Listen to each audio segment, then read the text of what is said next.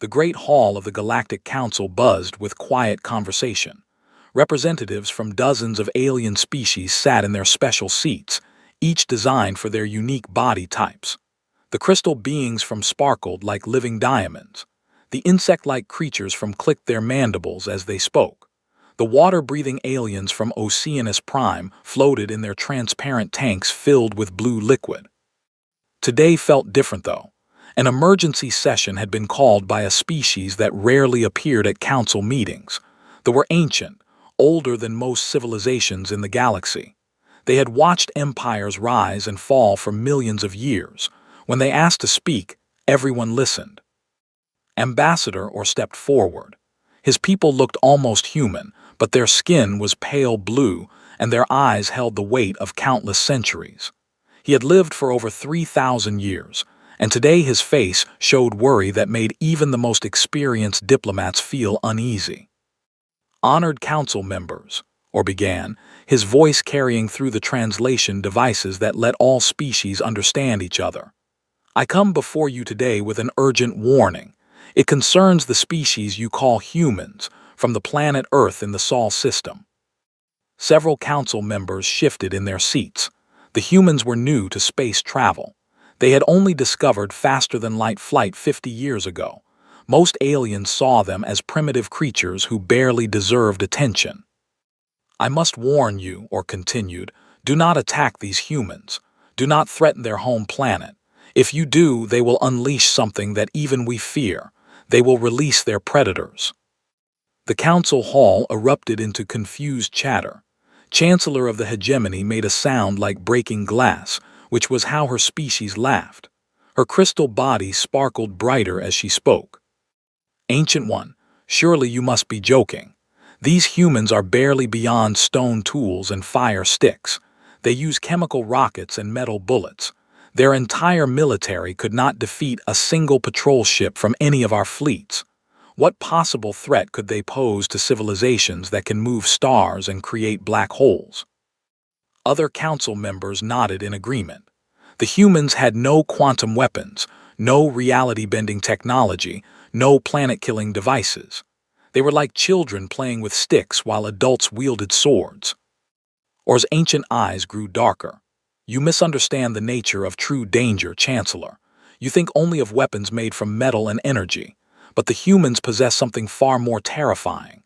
They have formed bonds with the apex predators of their world, not just temporary alliances or simple training relationships. They have spent millions of years breeding these creatures, creating new varieties designed specifically for hunting, fighting, and killing. The insect ambassador from Commander L buzzed his wings in what his species considered laughter. So they have tamed some animals. Many species keep pets or use beasts for labor. This is hardly unusual. No, Or said, his voice dropping to barely above a whisper.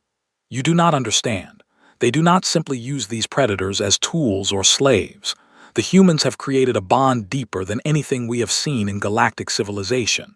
They call these deadly creatures their family. They refer to apex predators capable of killing large prey as good boys, and treat them with the same love they show their own offspring. Silence fell over the council hall. The concept was so alien to most species that their translation devices struggled to find proper words. The idea of voluntarily living with predators was beyond their understanding. Most civilizations had either destroyed all dangerous species on their planets or been destroyed by them. Furthermore, Or continued, our long-range observations have shown that these predators share the human's emotional attachment. They do not serve out of fear or training alone. They fight with joy when protecting their human companions. They consider the death of their human partners to be worse than their own death. They have somehow convinced apex predators to love them. The water-dwelling ambassador from Oceanus Prime, her voice bubbling through her tank's communication system, spoke up. This makes no sense. Predators are driven by hunger and territorial instincts. They cannot form genuine emotional bonds with prey species. That is what makes humans unique, Or replied. They have achieved something that should be impossible. They have turned love itself into a weapon of war. When threatened, Humans do not just fight for territory or resources. They fight to protect their predator families, and their predators fight to protect them. This creates a level of motivation and ferocity that cannot be matched by any army fighting for conquest or duty. Chancellor's crystal form dimmed as she considered this. Even if what you say is true, Ancient One, they are still technologically inferior. Their weapons are primitive. Their ships are slow. How could they threaten advanced civilizations? Or pulled up a holographic display showing Earth. The planet appeared green and blue, covered with water and forests. Because you still think like civilized beings. You imagine warfare fought with rules and logic. These humans have spent their entire evolutionary history learning to fight alongside creatures that know only one rule: protect the pack at any cost. They do not fight to win territory. They fight to protect what they love. And there is no force in the universe more dangerous than love combined with predatory instincts. The council chamber filled with uncomfortable murmurs. Some representatives looked skeptical, others worried. The concept was too strange for many to accept. I have been watching human civilization for 2,000 of their years, Or said. I have seen them survive ice ages, plagues, wars, and disasters that would have destroyed most species. Through it all, they kept their predator companions at their side. They shared their food during famines, their shelter during storms, their fires during cold nights. And in return, these predators have become more devoted to humans than humans are to themselves. Admiral of the Void Runners, a militaristic species known for their tactical brilliance, leaned forward. What exactly are you suggesting we should fear? Are these predators larger than our war machines? Do they possess unknown weapons? They possess something far more dangerous, Or answered. They possess loyalty that transcends death. When you attack a human, you are not just fighting one individual. You are fighting every predator that considers that human to be family. And these creatures have been bred for thousands of generations to be faster, stronger, and more vicious than their wild ancestors. The ancient ambassador took one last look around the council chamber. He could see doubt and dismissal on most faces. These civilized species had forgotten what it meant to face a truly wild threat.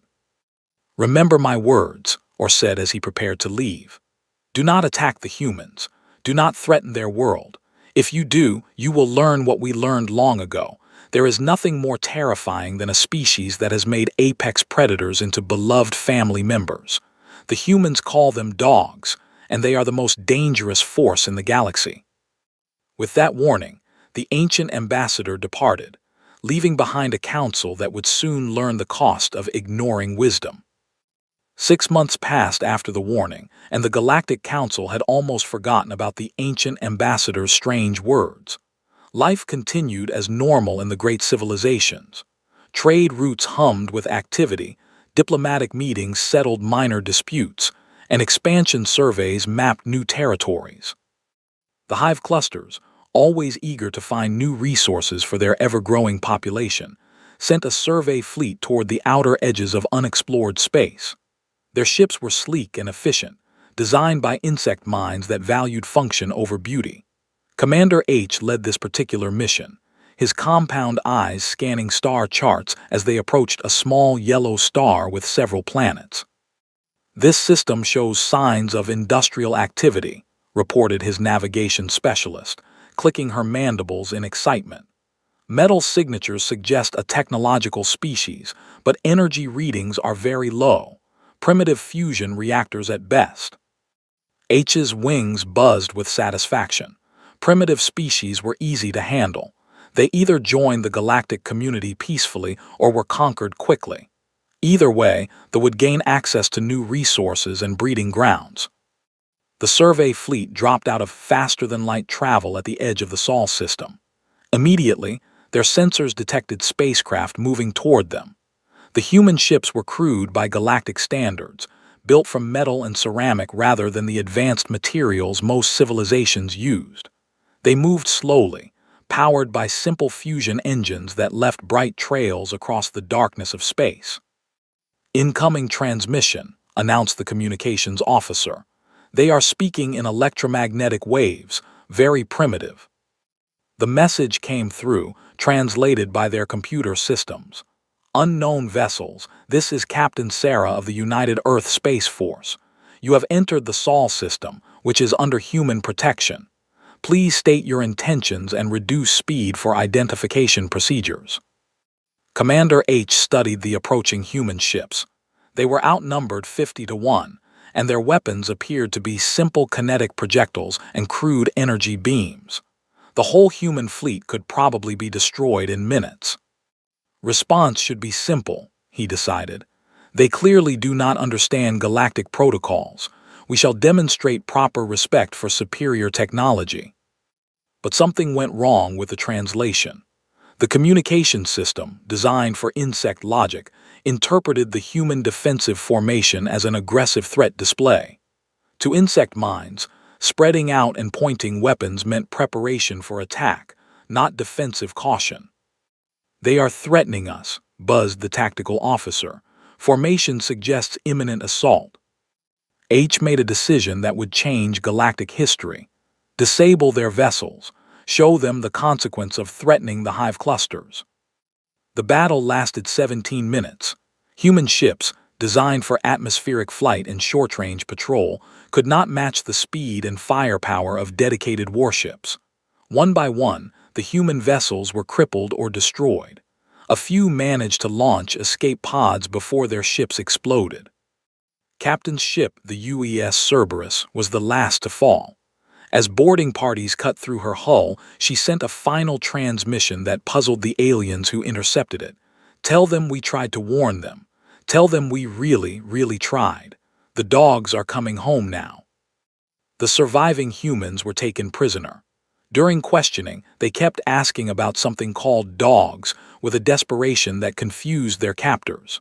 The translator struggled with the word, sometimes calling them hunting beasts or pack animals, but the humans seemed to consider them family members. "Where are the dogs?" asked Lieutenant, his face bloody from the interrogation.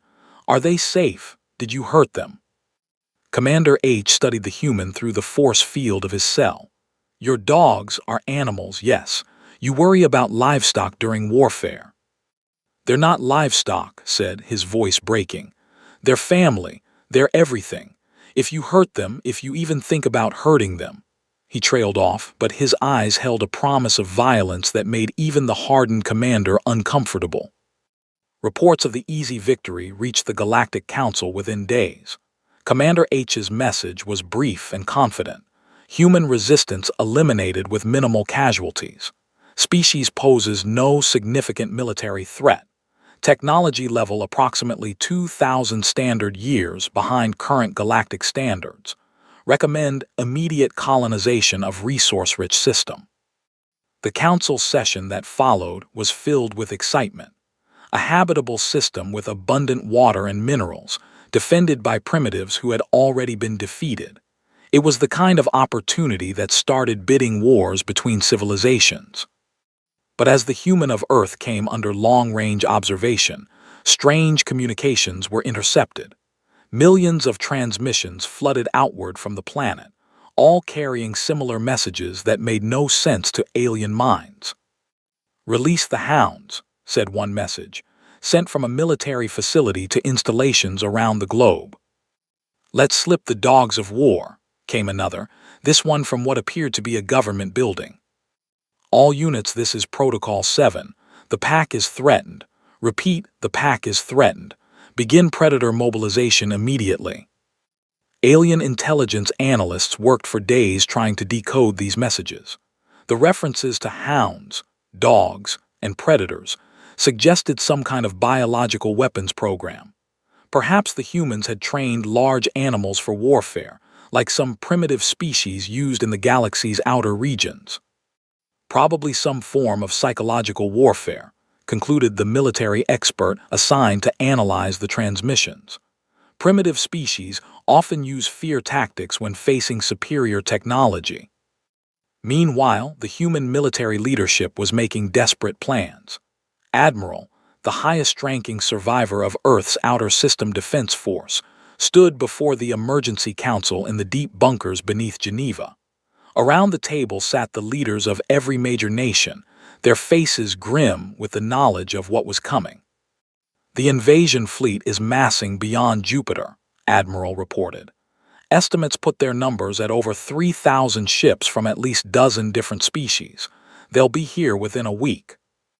President Martinez of the Americas Union leaned forward. What about the Omega Protocol? Is it ready? All facilities report full readiness, confirmed Director of the Global Defense Initiative.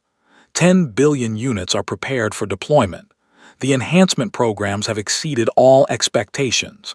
Genetic modifications are stable, cybernetic integration is functional, and loyalty conditioning is unnecessary. Unnecessary? Asked Prime Minister Singh of the Asian Federation. Director almost smiled. Loyalty conditioning was never necessary, ma'am. The subjects volunteer. They always have. The dogs want to protect us just as much as we want to protect them. The enhancements just make them better at it. Admiral activated the global communication system. Her image appeared on screens across Earth and in every human colony and space station.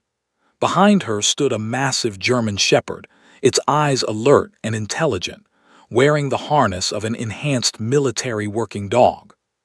Citizens of Earth, she began, we are about to be invaded by alien forces that consider us primitive and weak. They have destroyed our outer defenses and captured our people. They believe we will surrender because our technology is inferior to theirs. The dog beside her whined softly, sensing the tension in the room. They are wrong, Admiral continued. They have made the greatest mistake in their species' history. They have threatened our pack. In 12 hours, we will show them what it means to attack a world protected by humanity's oldest allies. In 12 hours, we release the predators. Her final transmission to the approaching alien fleet was simple. You have 12 hours to withdraw beyond Neptune's orbit. After that, we release the predators. This is not a threat. This is a countdown.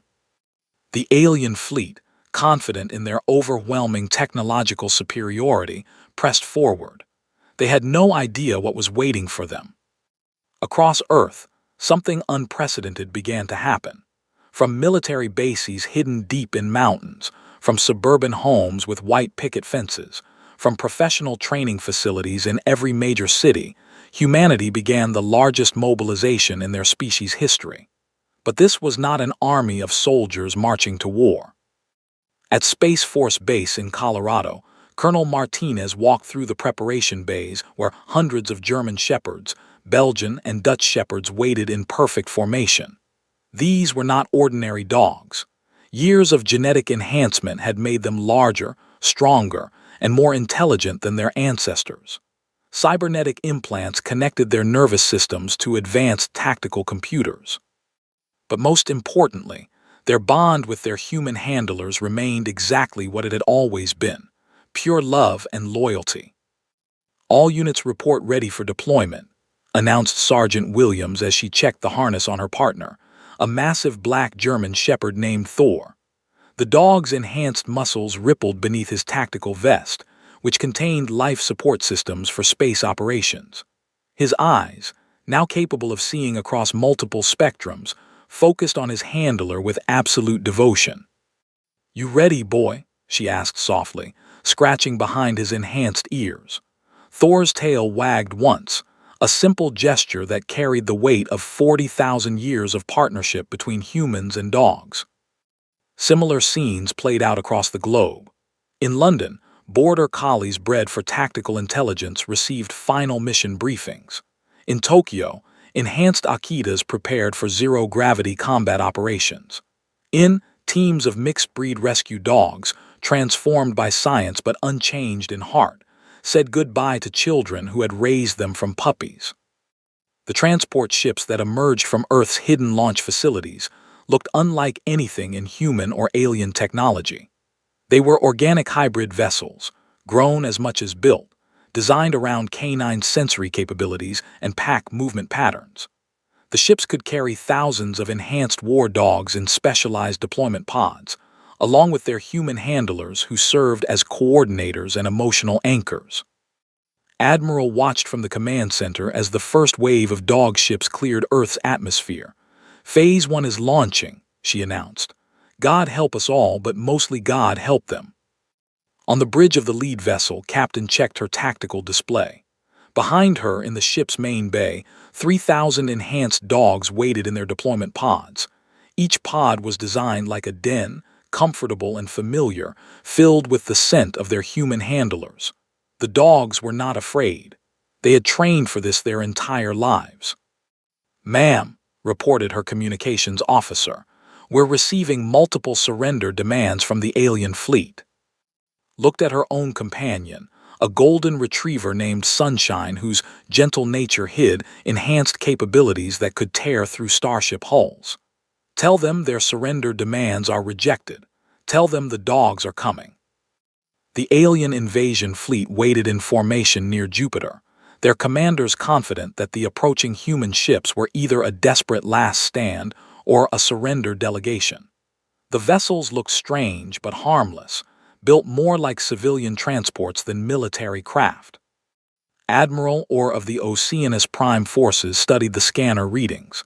Energy signatures are minimal. These appear to be evacuation ships or cargo haulers. Perhaps they are attempting to flee. Commander H, still proud of his earlier victory, buzzed his wings in amusement. "Let them approach. We will demonstrate proper respect for superior firepower. Target their engines only. We want prisoners, not debris." The first dog transport ship reached the outer edge of the alien fleet. To the alien sensors, it appeared to suffer a catastrophic hull failure as thousands of objects were ejected into space. Emergency containment fields activated automatically, assuming the human ship had been destroyed in some kind of accident. That assumption lasted exactly 47 seconds. The objects that the aliens assumed were debris or bodies suddenly activated personal propulsion systems and began moving with purpose toward the alien ships. Enhanced dogs, protected by environmental suits designed for their unique physiology, streaked through space like guided missiles with teeth. "What are those things?" demanded Admiral, or as his sensors tried to make sense of what they were seeing. "Biological entities," replied his science officer, "but they're moving with mechanical precision, some kind of organic technology we haven't encountered before." The first wave of dogs reached a cruiser. The ship's shields, designed to repel energy weapons and kinetic projectiles, were completely ineffective against biological entities. The dogs passed through the force fields as if they weren't there, their enhanced genetics allowing them to manipulate probability fields in ways that confused alien sensors.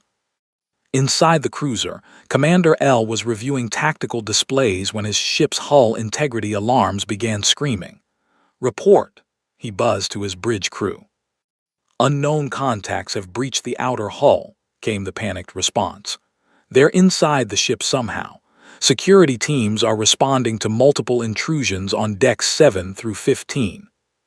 The security teams that rushed to intercept the intruders found themselves facing something their training had never prepared them for.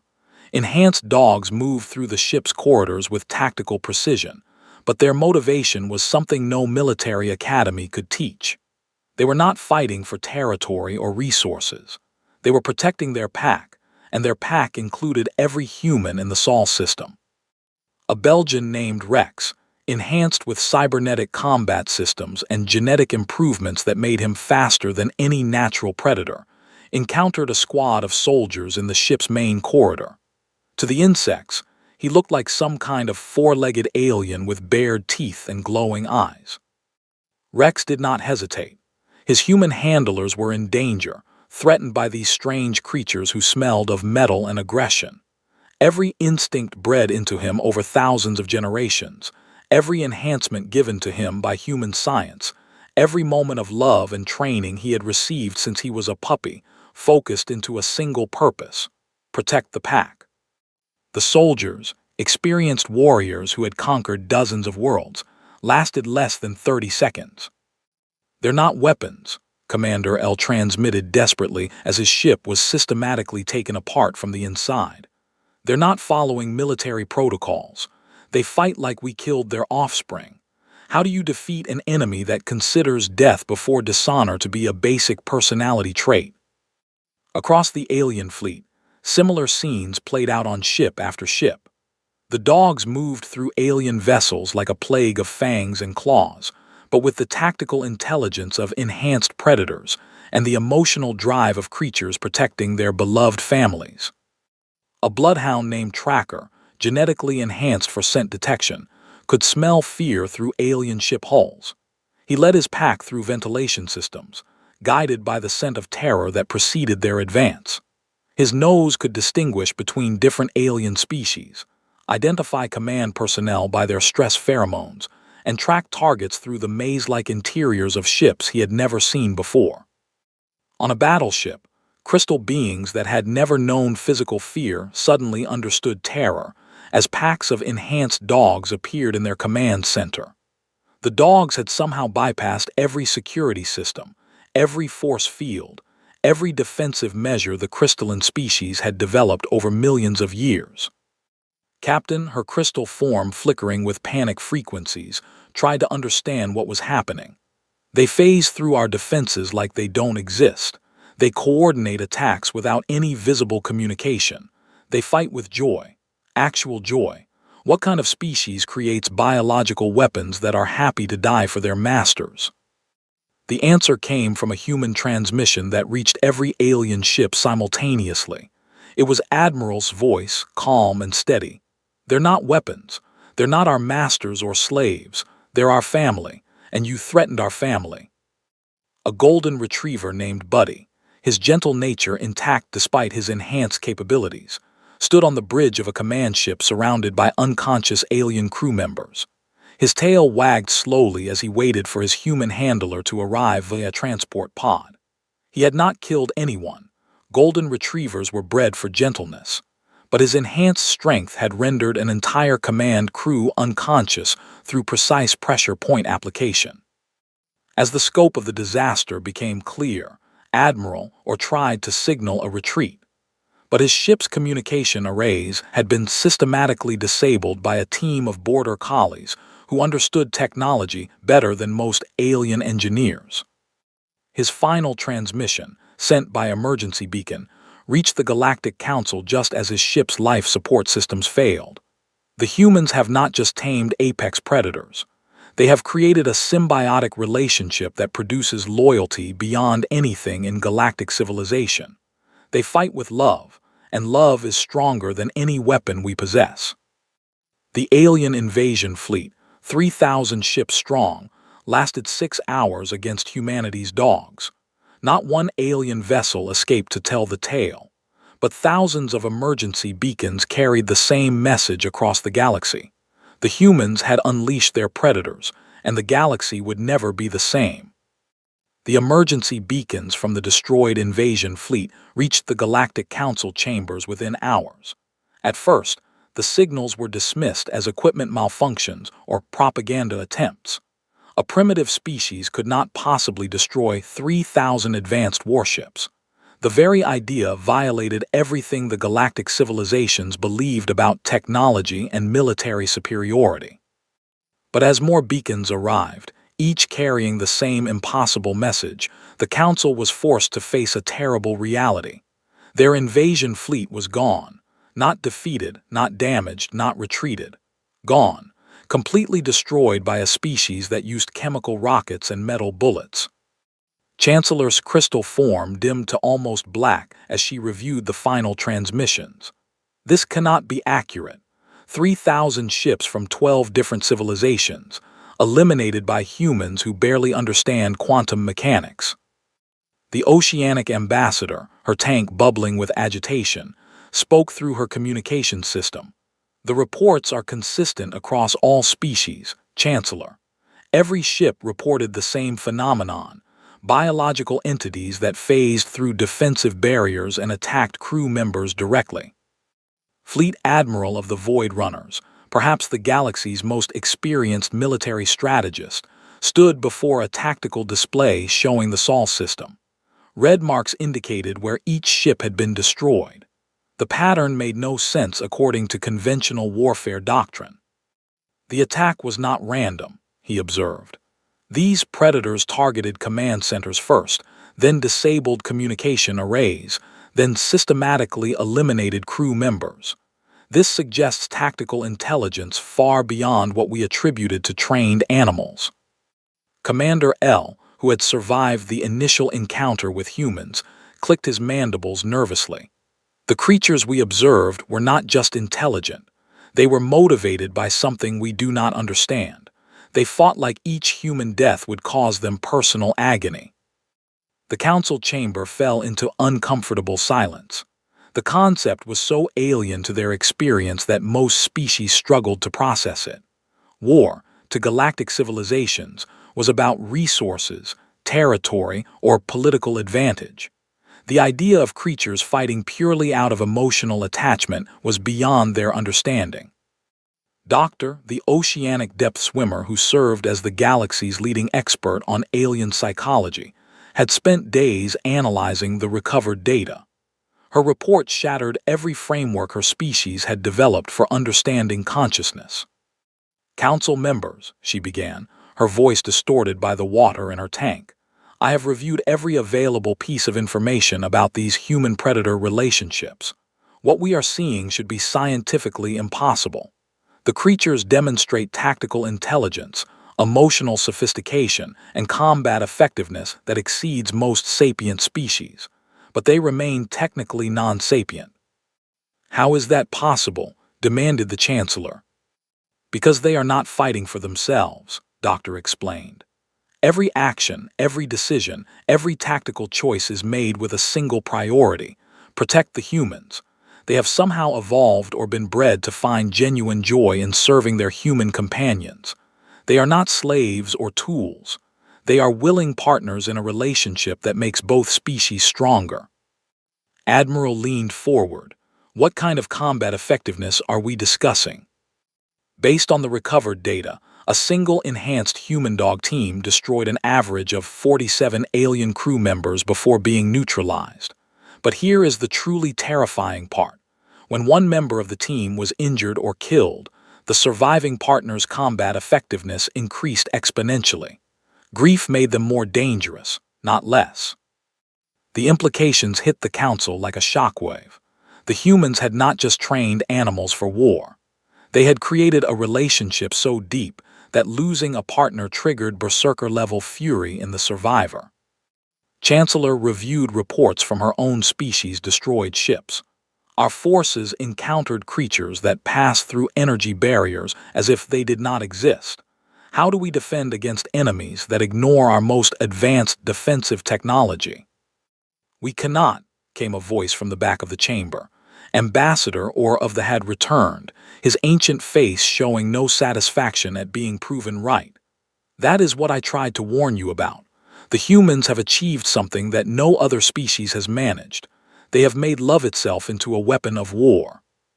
The ancient ambassador stepped forward, his 3,000-year-old eyes focusing on each council member in turn. "You still think like civilized beings. You believe war is about technology and tactics and resources. But humans have spent their entire evolutionary history fighting alongside creatures that know only one rule: protect the pack at any cost. They do not fight to win territory. They fight to protect what they love. And there is no force in the universe more dangerous than love combined with predatory instincts." Reports were flooding in from across the galaxy as news of the fleet's destruction spread. Species that had never known fear began to understand what it meant to face something beyond their comprehension. The Confederacy, known for their advanced weapons research, immediately began reviewing their defensive capabilities. General, their military leader, stood before his staff with growing horror as his tactical computers ran simulations. "According to these projections," he announced, "our shields would be completely ineffective against biological entities that can manipulate quantum fields. Our weapons are designed to target ships and technology, not individual organic beings moving at high speed through ship corridors." Similar scenes played out across a dozen civilizations. The Mechanic Collective, a species that had replaced most of their biological components with advanced technology, discovered that their perfect logical thinking was useless against enemies motivated by pure emotion. The Void Hunters, who prided themselves on being the galaxy's most efficient killers, realized they had never faced anything that fought with joy. But perhaps the most disturbing reports came from species psychologists and sociologists who began reviewing previous human contacts. Trade negotiations, diplomatic meetings, and cultural exchanges were reanalyzed with growing horror. Doctor of the Moth People, who specialized in relationships, published a report that sent shockwaves through the galactic academic community. We have been making a critical error in our assessment of human civilization. Every human diplomatic mission, every trade vessel, every cultural exchange has included what we assumed were simple pets or companions. We now realize that every human ship likely carries biological weapons of mass destruction that consider protecting humans to be their primary source of happiness. The report included security footage from the Central Trade Station, showing human ambassador walking through the corridors with a large dog beside her. At the time, station security had noted the animal as an unusual but harmless companion. Now they realized they had been in the presence of a creature capable of single-handedly destroying the entire station's security force. The creature shows signs of constant tactical awareness, Doctor noted. It scans for threats, identifies potential escape routes, and maintains protective positioning around its human companion. But most disturbing of all, it appears to be genuinely happy. Its emotional state while performing these military functions is identical to what other species experience during play or recreation. Ambassador submitted his final report to the Galactic Council archives, knowing it would be required reading for any future contact with humans. The humans have achieved something that should be impossible. They have convinced apex predators to love them, not serve them, not obey them, not fear them, love them. This creates a bond that transcends normal biological relationships. The report continued. When humans speak of their dogs, they do not discuss weapons or tools or resources. They discuss family members. They show images of predators playing with their young, sleeping in their homes, sharing their food.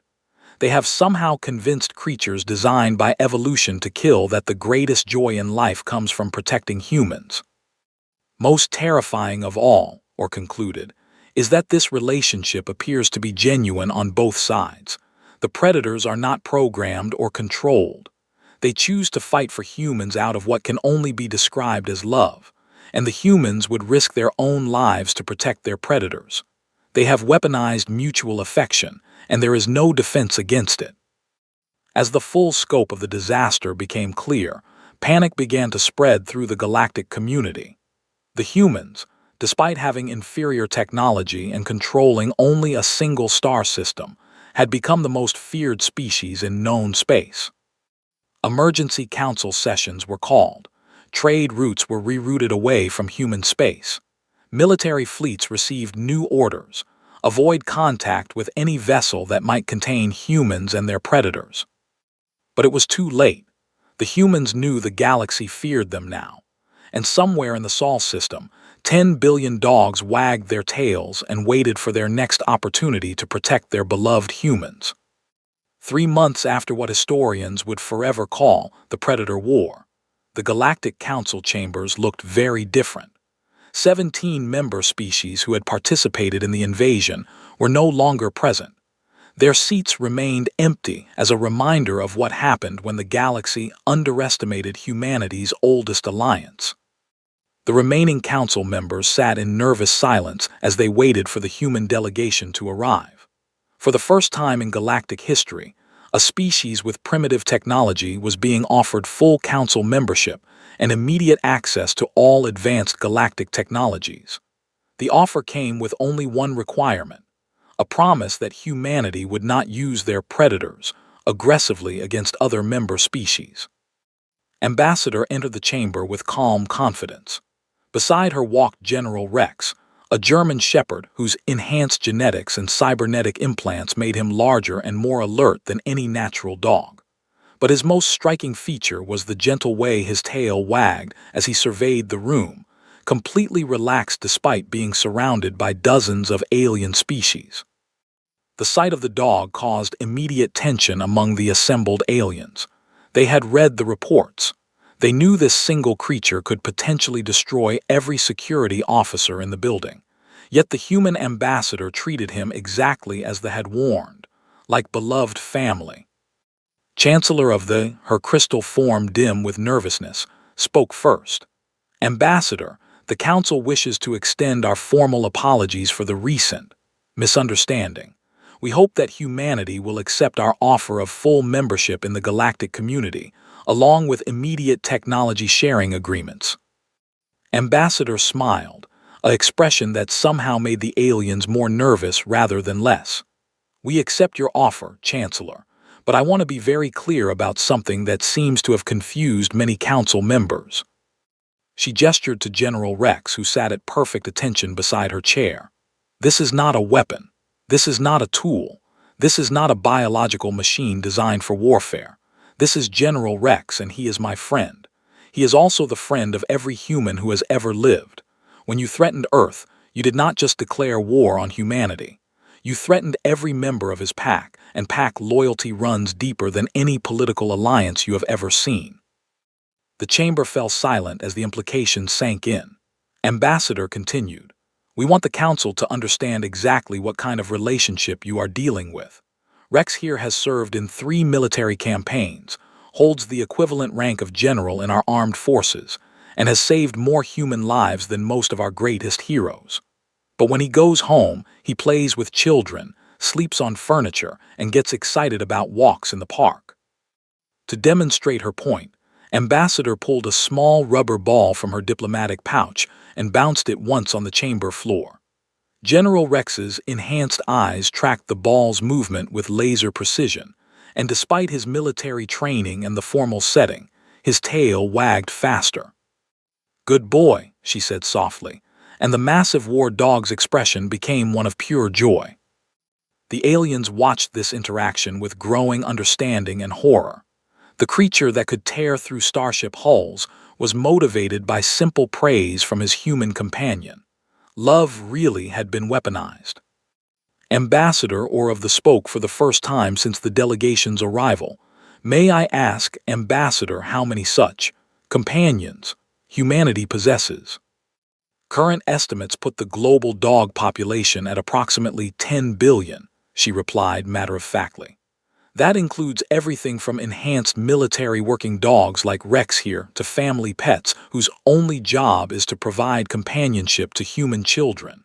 But I want to be very clear about something." She leaned forward, her voice taking on a serious tone that made every alien in the chamber lean back. Every single one of those 10 billion dogs would fight to protect their human family.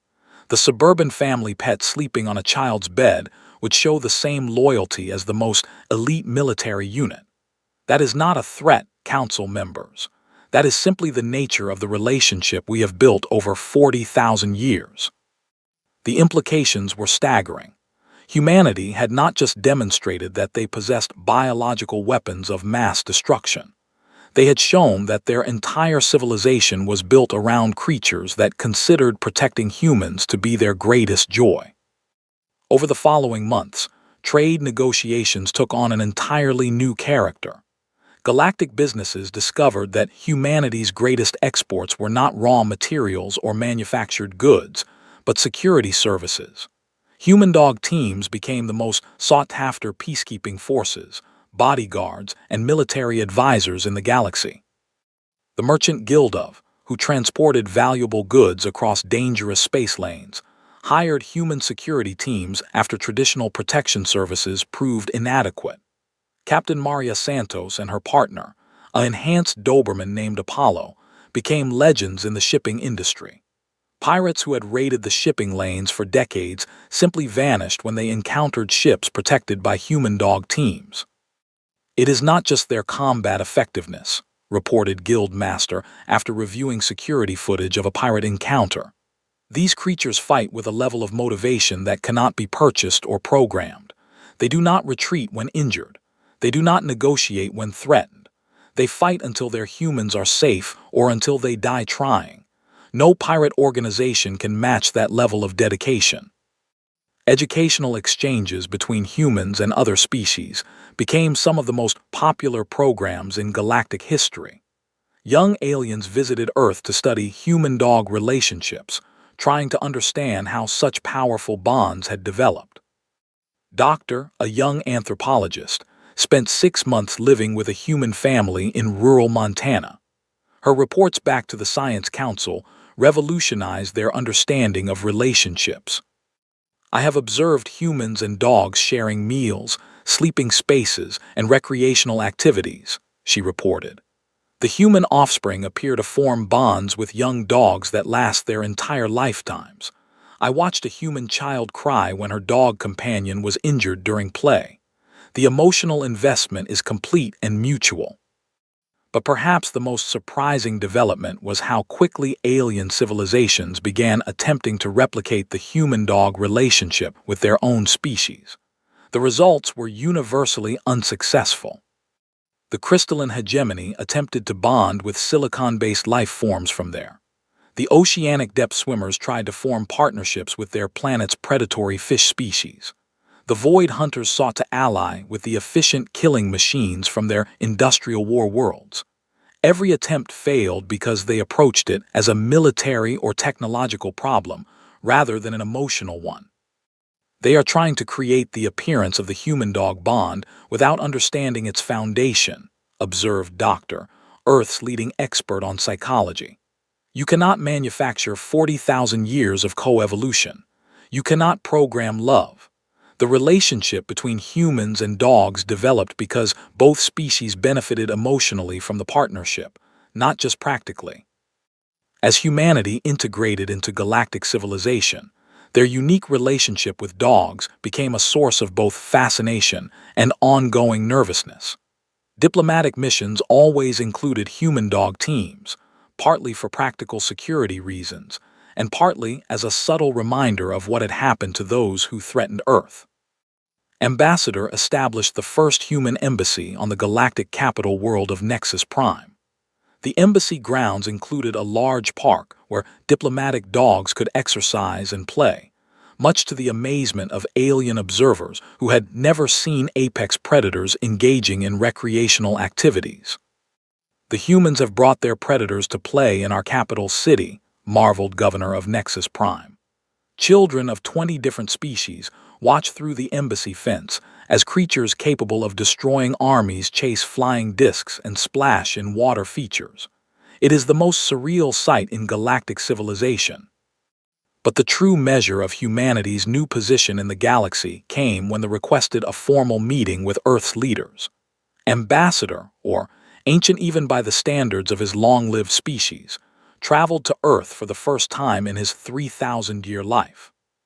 The meeting took place in Geneva, in the same underground bunkers where humanity had planned their defense against the invasion. But now the atmosphere was one of mutual respect rather than desperate preparation. "We have watched many species rise to prominence in the galaxy," or told the assembled human leaders. "We have seen civilizations built on technology, on conquest, on trade, on philosophy. But humanity is the first species we have encountered that built their civilization on love." He gestured to the dozens of dogs present in the meeting room, each one belonging to a different human leader. Military working dogs sat beside family pets, all of them alert and protective, but relaxed in the presence of their beloved humans. "Your species achieved something that we thought was impossible," he continued.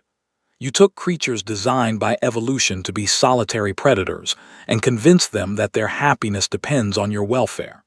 More remarkably, you convinced yourselves that their welfare is equally important to your own happiness."